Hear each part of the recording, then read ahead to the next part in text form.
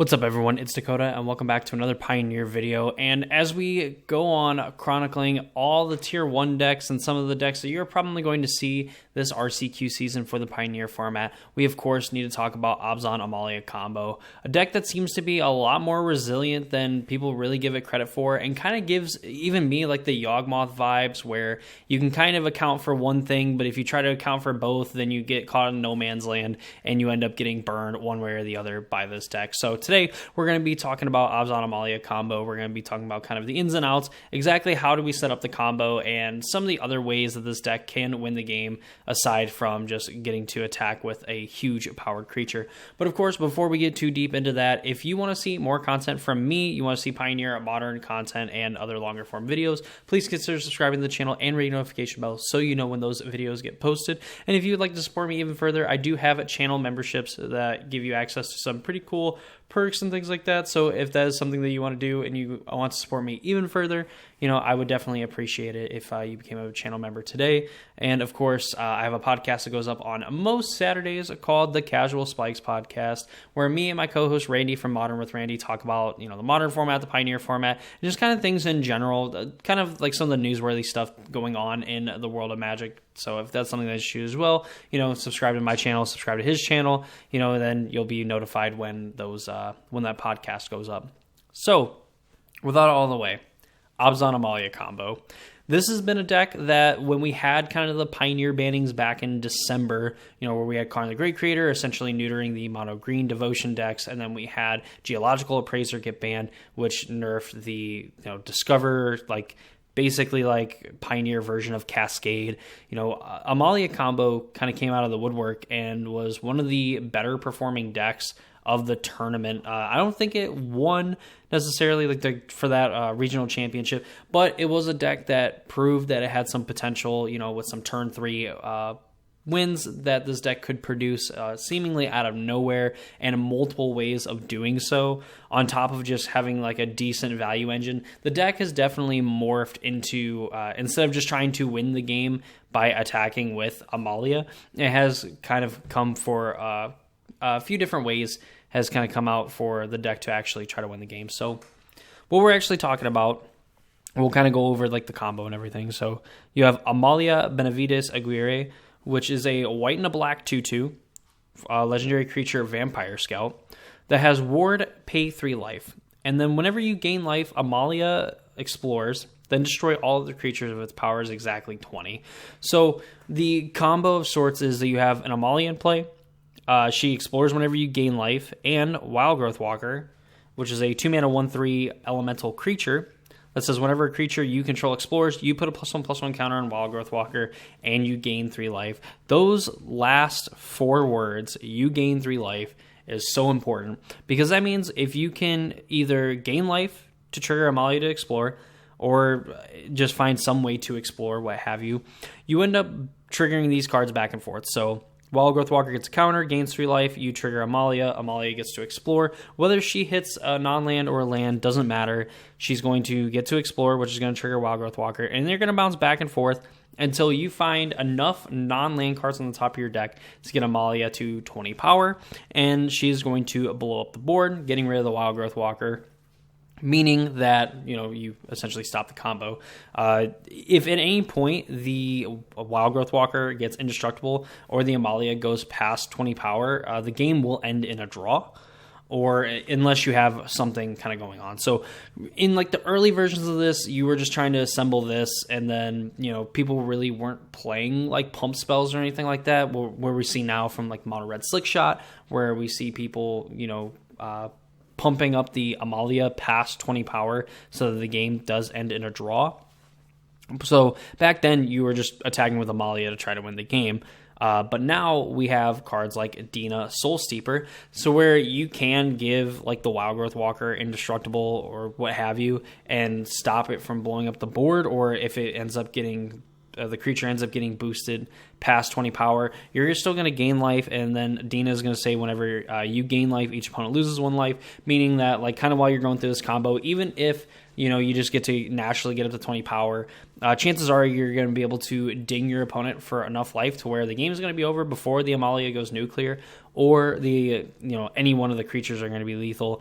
Plus, Dina being a sack outlet as well allows you to sacrifice the Wild Growth Walker before the Amalia gets to 20 power or has enough triggers to get to 20 power. So then you can kind of keep your board around. You've drained your opponent for a ton of life.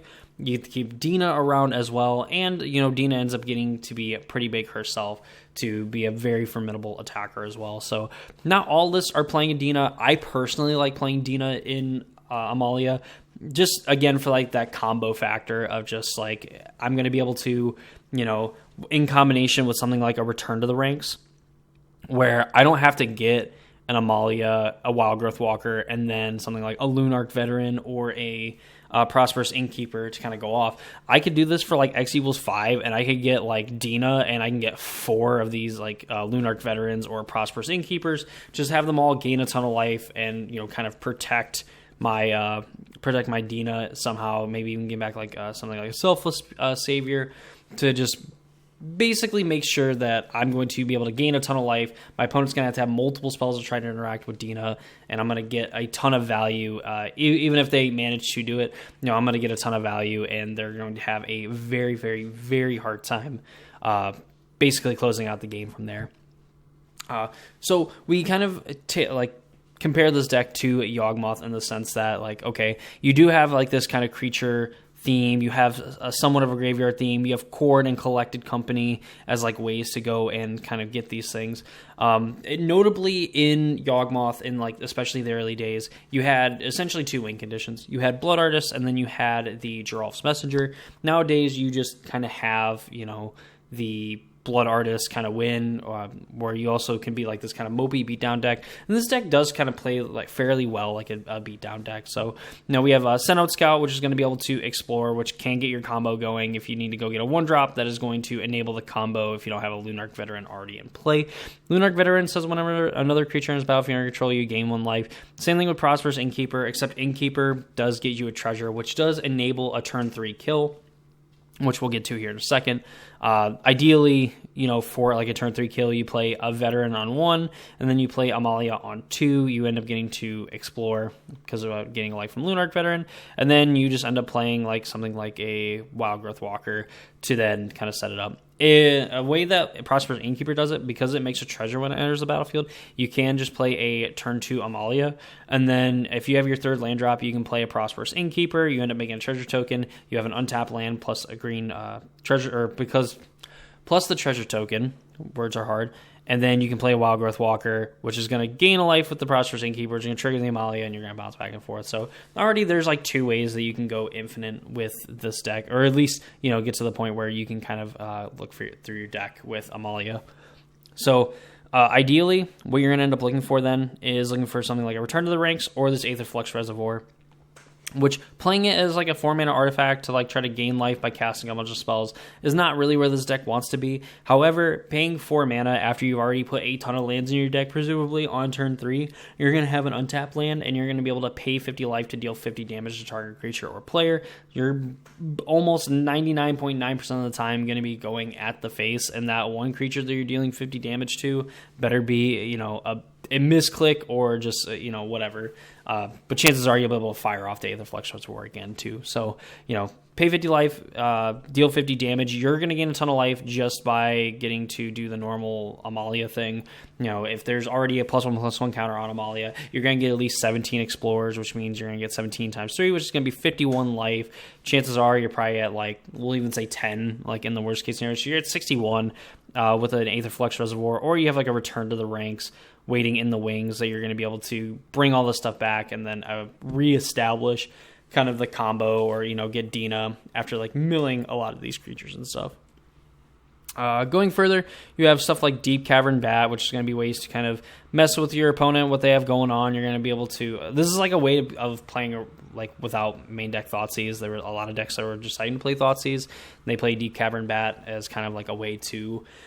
give a little bit of interaction. It has a lifelink as well, so you're going to be able to attack over some of your opponent's ground creatures. You're going to be able to trigger the Amalia and stuff and kind of dig towards, maybe you're missing combo piece, or, find like Collected Company, Court of Calling, or even find like Aether Flux Reservoir. Because, while it's not like ideal to like leave it out there hanging when you don't have the means to activating it right away, but you definitely want to try to find it, as soon as possible.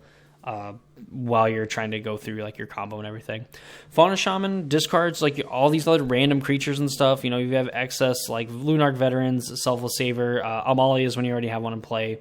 Whatever. You're going to be able to turn those into other creature cards, which, you could even discard something like a Wild Growth Walker, or you can discard an Amalia and then go get an Extraction Specialist, and then you have like a way to bring back the Amalia later, or get back any one of these other creatures in your graveyard with converted mana cost 2 or less. Aven Interrupter is like a new one, so it's a 2/2 flash flying creature that you exile target spell. It becomes plotted, and your spells your opponents cast from graveyards or from exile cost 2 more to cast. While the graveyard isn't necessarily, I would say, very impactful in Pioneer at the current moment, I will say that getting to cast a card from exile is, obviously is going to make the spell that they just plotted, or that you made them plot, cost 2 more to actually cast. So while they would normally get it for free, they do have to pay 2 more to play it, which a lot of time, Aven Interrupter could just be used as like a way to counter a spell that would interrupt your combo, and then you just kind of get to go from there, and you're going to win the game anyway. So it kind of doesn't matter that they have the potential to play it on the next turn, because they're not going to be getting a next turn. But even if they do, there's enough times where you're going to be able to, if they cast like an Anger of the Gods, you even interrupt it, and then on your turn, you're able to assemble the combo or what have you. And then, you have a 20 plus power creature in play, and your opponent has like the Anger of the Gods, which is really not going to do anything. It might as well have been countered. Lastly, you have a Skyclave Apparition. Just gets rid of a non-land, non-token permanent. You don't control with converted mana cost 4 or less, and when it leaves, it creates an XX, where X is that card's converted mana cost. Now, just good removal for a lot of the things that you want to get removed in the format. We talked about Return to the Ranks, getting X creatures with converted mana value, with converted mana cost, 2 or less from your graveyard to the battlefield. This is going to be a way that you can get back, your combo if your opponent ends up being able to interact with it in some way. Or if not, you can get some like value returns where you can just return back like 4 or 5 creatures. And, if you have like a Dina plus some life gainers, and, even like a Amalia or something like that, you're able to get a ton of life. You're able to kind of get like the Explore engine going, and then end up finding maybe like a Collected Company, find the Aether Flux Reservoir, or find like the other Return to the Ranks in the deck. Court of Calling lets you get a creature mana value extra less and put it directly onto the battlefield for triple green and an X.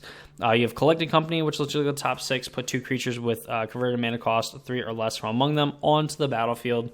So just ways to kind of treat more of those creatures into play. Mana base, there's not a lot of room for some fancy things. You do have Besage You Who Endures at 2 copies, and you have a Takanuma. The rest of the lands are just mana-producing lands. You have 4 Razorverge Thicket, you have 3 Blooming Marsh. You go to 4 Mana Confluence, because your life total really doesn't matter. You just want to make sure that you have access to all your colors of mana when you want them. You have 4 Temple Garden, you have 3 Overgrown Tomb, and it actually doesn't look like there is any Godless Shrines either, which is pretty interesting, because there had been some lists that were playing like 1 to 2 copies of Godless Shrine. Sideboard, you have Fatal Push, Haywire Might, Tomio's Safekeeping. You have 3 Thoughtseizes, another Deep Cavern Bat, 2 Get Lost is just really good removal. Who cares if your opponent's making map tokens, unless they're also playing like Amalia or whatever. Like, you're going to be able to eventually wipe the board and just kind of be whatever about their creatures. Knight of Dusk Shadow for like the mirror matches, Remorseful Cleric for the other graveyard decks. Redain of the God of the Worthy still does not like to show up. It has 2 different sides. Snowlands, your opponent's control enter the battlefield, tap. Non-creature spells your opponent's cast with converted mana cost 4 or greater, cost 2 more to cast. I'm assuming this is kind of like a control kind of like thing, because if your opponent tries to cast a Wrath of God kind of effect, and it's like Supreme Verdict, it's going to cost them 6 mana to do it. It's going to cost them 6 mana to cast their whatever spell. Which actually I think ends up working a little bit better for them. Memory Deluge. think it cares about how much mana they spend too. But either way, they have to spend 6 mana, and they're only going to get 2 cards from those 6 anyway, and whatnot. Like it's just not going to matter because you're going to be able to kind of set them back a little bit with Redain, and it's going to demand an answer with the back half for some other like if like the 2 people that are playing like Rakdos Sacrifice still, honestly. But, Redain's just kind of like a good front side card for like control decks, and another Skyclave Apparition for some of those other pesky like permanents and stuff like that.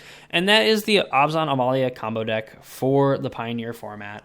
And it's a lot of times with like these creature combo decks, there are definitely various different lines and some weird things that you can do with things like Court of Calling and Collected Company and, timing issues on when you should play those cards and whatnot. But overall, I mean, I'm absolutely in love with this deck. This is the deck that I really want to build and play in paper when I go to a lot of like to the Pioneer tournaments I really want to go to. There's a lot of ins and outs, just trying to remember that there is like a Send-Out Scout, so you don't necessarily need Lunarch Veteran or Prosperous Innkeeper plus another creature. If you already have Amalia and Wild Growth Walker in play with no way to get lands, you can just go and get a Send-Out Scout and end up like comboing in that sort of way as well. So just being able to remember some of those lines of plays, make sure that you always kind of take your time, know your outs and stuff, and just be aware of things. Like this deck can be pretty hard to pilot. It does have a combo that is very straightforward. I think a lot of people can, understand A to B to C in that sense, but a lot of the time, A means going to like 1, 2, and 3 before getting to B, and then B is going to 4, 5, and 6 before getting to C.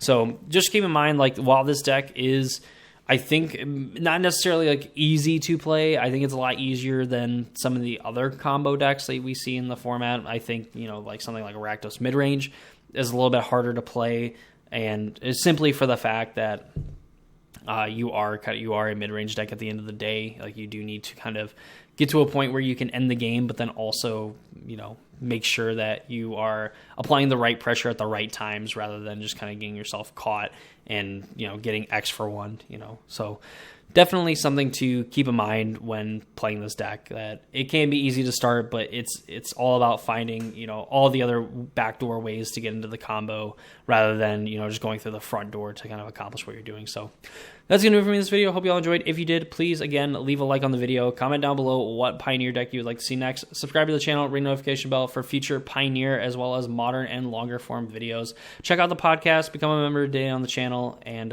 yeah, that's going to do it for me. Hope you all enjoyed the video, and I hope to see you all in the next one.